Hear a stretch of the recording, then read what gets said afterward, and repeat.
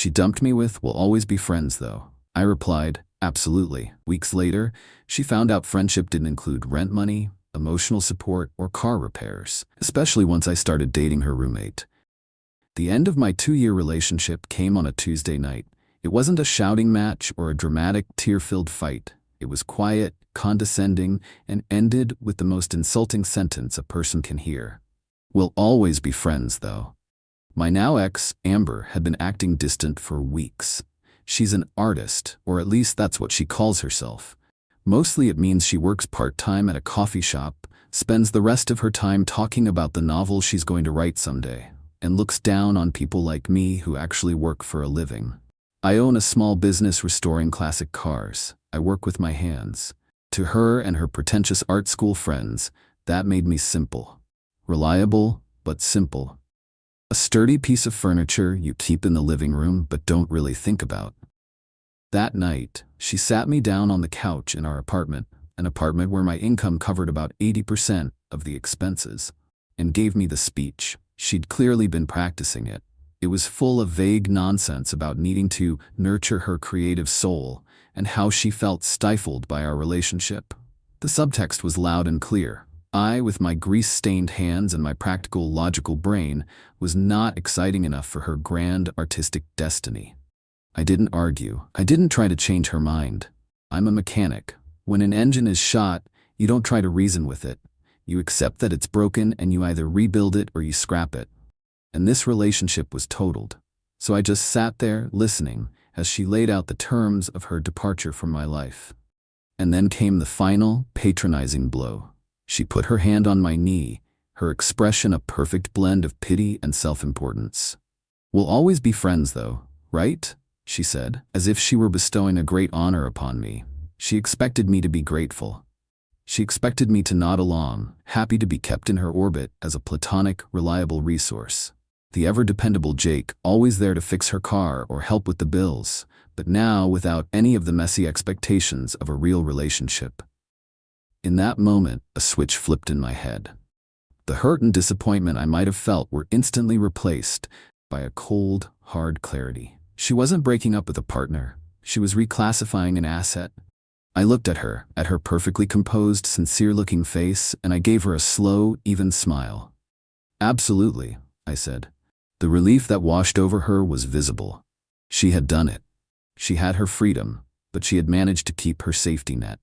She had no idea that my definition of friendship was about to become a very harsh and very expensive lesson for her. "Oh, good," she said, her smile now genuine. "I'm so glad you're being so mature about this." "Of course," I said, standing up from the couch. "That's what friends are for. So, as your new friend, let me give you some friendly advice. You should start looking for a roommate to cover my portion of the rent, because I'll be moving out this weekend. My friendship is free, but my share of the bills is not." The smile on her face didn't just fade, it shattered. "What? You're moving out? But you can't. Where am I supposed to go?" "I'm not sure," I said, walking towards the bedroom to start packing. "But I'm sure a resourceful artist like you will figure it out. Friends believe in each other, right?" Update 1. The concept of me actually leaving was something Amber's brain simply could not compute. For the next hour, she followed me from room to room as I started gathering my things, her arguments escalating from confusion to panic to outright rage. "You can't just abandon me here," she said, as I started pulling my clothes out of the closet we shared. "The lease is in both our names. You're legally responsible." "You're right," I said, not breaking my rhythm. "We are both legally responsible, which is why I will continue to pay my half of the rent until the end of this month. That gives you about 3.5 weeks to find a new roommate to take over my spot. Or we can break the lease together, which comes with a $2,000 penalty that we would split. I'm comfortable with either option. The choice is yours." The mention of a $1,000 penalty, a sum she absolutely did not have, sent a fresh wave of panic across her face. Her part-time job was for what she called inspiration money, enough to cover her daily coffee and art supplies. I was the one who handled the actual cost of living. "I can't afford that. And I can't find a roommate in 3 weeks. You have to stay, Jake, at least until the lease is up in 6 months. It's the decent thing to do. We're friends, remember?" Friends don't force friends to live in an awkward, emotionally charged environment, I said, pausing to look at her. That would be unhealthy. As your friend, I'm giving you the space you need to find yourself. And I'm taking my space too. It was at that moment that our third roommate, Maya, came home. Maya was a veterinary technician who rented the apartment's small second bedroom. She was quiet, worked insane hours, and generally tried to stay as far away from Amber's constant low-grade drama as possible. She walked in, took one look at my open suitcase and Amber's tear-streaked, furious face, and just sighed. "Don't tell me," she said, her voice weary. "Her car broke down again?" "Worse," Amber wailed, turning to her for support. "He's leaving me. He's moving out." Maya's eyes met mine over Amber's head. I just gave a small, tired shrug. "We broke up," I explained. "I'm getting my things. I'm paid up through the end of the month. After that, you'll have a new roommate." Maya's expression was unreadable, but she gave a slow, deliberate nod. "Okay," she said. Then, without another word, she disappeared into her room and closed the door. She was a professional at non-engagement. Amber, deprived of an ally, spent the rest of the weekend trying every manipulation tactic in the book. She cried. She reminisced about our first date. She accused me of being a cold, heartless monster. I didn't take the bait. I just kept packing. My responses always filtered through the new, infuriatingly unhelpful lens of our friendship. "You're really just going to throw away 2 years of memories?" she'd cry. "As your friend, I think it's important to focus on the future, not the past," I'd reply, my voice full of a calm, serene detachment. The first real test of our new dynamic came the following week. I had moved my things into a small, temporary apartment and was in the process of setting up my new life. I got a call from her on a Tuesday night. "Jake, thank God you answered," she said, her voice a frantic whisper. "The power just went out, and the internet is down. You have to come over and fix it." "Did you check the breaker box?" I asked. "The what?" "I don't know anything about that. You always just handled it." "The breaker box is in the utility closet in the hallway," I explained patiently. "It's probably just a tripped switch. You just need to find the one that's out of line and flip it back." "I'm not doing that. It's dark and I'm scared. What if I get electrocuted?" "You need to come over, please, Jake, as my friend." There it was, the friendship card. I took a deep breath.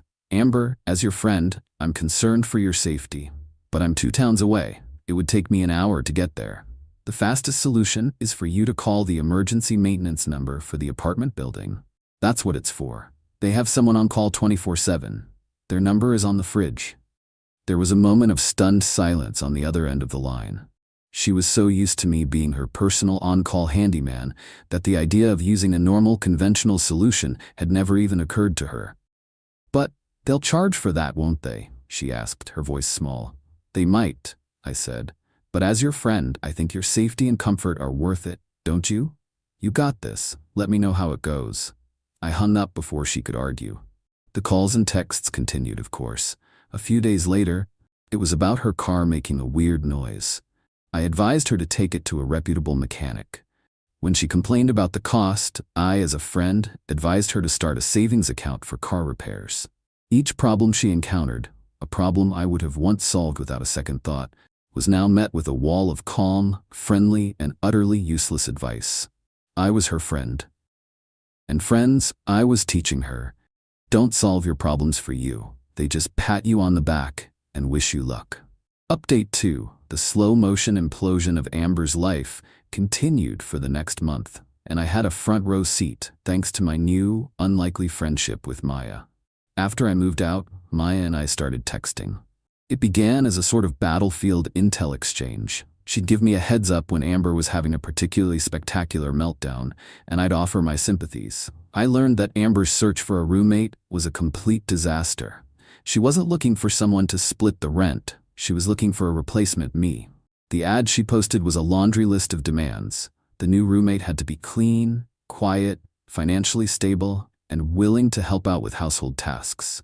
She was essentially trying to hire a new live-in boyfriend who would also pay her bills. Unsurprisingly, she had no takers. One evening, Maya texted me, sounding more stressed than usual. Her dog, a scruffy little terrier mix named Buster, was sick. He was lethargic and wouldn't eat, and she was starting to panic. The emergency vet clinic was on the other side of town, and she was afraid to take him on the bus. "Amber is out with some new guy she met at a poetry reading," she texted. "I don't know who else to call." I didn't even think about it. "I'm on my way," I replied. I drove her and Buster to the clinic. We spent the next 4 hours in the waiting room, talking about everything and nothing. She told me about the crushing pressure of law school, and I told her about the satisfaction of bringing a classic car back to life with my own hands. We learned that we had the same sarcastic sense of humor, the same no-nonsense approach to life. By the time the vet came out and told us Buster was going to be fine, he had just eaten a sock. Something had shifted between us. I started finding more excuses to see her. I offered to help her with her own car, a beat-up old sedan that was in even worse shape than Amber's. I spent a Saturday afternoon under her hood, changing her oil and replacing her spark plugs. I didn't ask for a dime. I did it because I wanted to. Because I liked her. We started dating, quietly at first. It was easy. It was fun. There was no drama, no manipulation, just two people who genuinely enjoyed each other's company. We kept it to ourselves. We knew that if Amber found out, it would trigger a Category 5 hurricane of drama. The inevitable confrontation came about 2 months after my breakup with Amber. She had finally, miraculously, found a new roommate. A young grad student who was clearly just desperate for a place to live. I had to go to the apartment to sign the papers to get my name off the lease. Maya had just finished her last final of the semester, so I told her I'd take her out to celebrate afterward. She decided to just come with me to the apartment so we could leave from there. The scene in the living room was tense.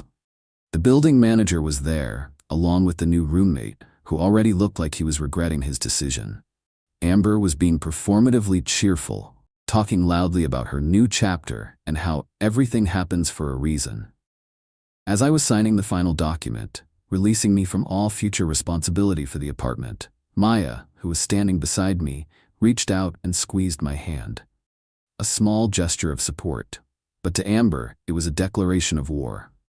Her eyes, which had been darting around the room with a manic, false energy, landed on our intertwined hands. The fake smile on her face froze, then cracked. It was like watching a dam break in slow motion. The color drained from her face, and her eyes filled with a look of such profound, venomous betrayal that it actually took me by surprise. She had lost her boyfriend, her financial provider, her handyman, and her emotional punching bag. And now, she was watching him be replaced, in her own living room, by the quiet, unassuming roommate she had never even bothered to get to know. She didn't scream. She didn't cry. She just stared at our hands. And in that moment, I think she finally understood the full, devastating cost of her friendship. Final update. It's been a little over a year since I walked out of that apartment for the last time. My life, and Amber's, have continued on the different paths she was so eager to explore. After the lease signing incident, Amber's world completely fell apart. Her new roommate, the grad student, lasted exactly 6 weeks. He moved out in the middle of the night, leaving a note that said he would rather live in his car than spend another day in that apartment. Unable to cover the rent on her own, Amber was evicted. The last Maya heard, she had been forced to move back in with her parents in a small town 3 hours away. Her grand, artistic life in the city was over. Her journey of self-discovery had led her right back to her childhood bedroom. Her attempts to launch a smear campaign against me and Maya failed miserably. She had alienated too many people. Everyone knew she had been the one to end our relationship. Her narrative of being the betrayed, heartbroken victim had no audience. As for me, my life has never been better. Maya and I are now living together in a small house I bought on the other side of town, a place with a big yard for Buster and a 2-car garage for my projects. She passed the bar exam and is now working as a junior associate at a downtown law firm. We are a team, a true partnership. We split the bills, we share the chores, and we support each other's ambitions without a hint of resentment or competition. It's the easiest, most natural relationship I've ever been in. My revenge was never a big, dramatic plan. It was just a quiet, consistent refusal to play her game. She wanted to be friends? Fine. I was the best friend she could have. I offered her endless advice and zero actual help. I simply enforced the new boundary she had created, and I let her experience the full, unfiltered consequences of her own choices. I stepped out of the role of her provider, and her life, which had been built entirely on that foundation, collapsed. Then I built a better life, with a better woman, right under her nose. And that, it turns out, is the most satisfying kind of friendship there is.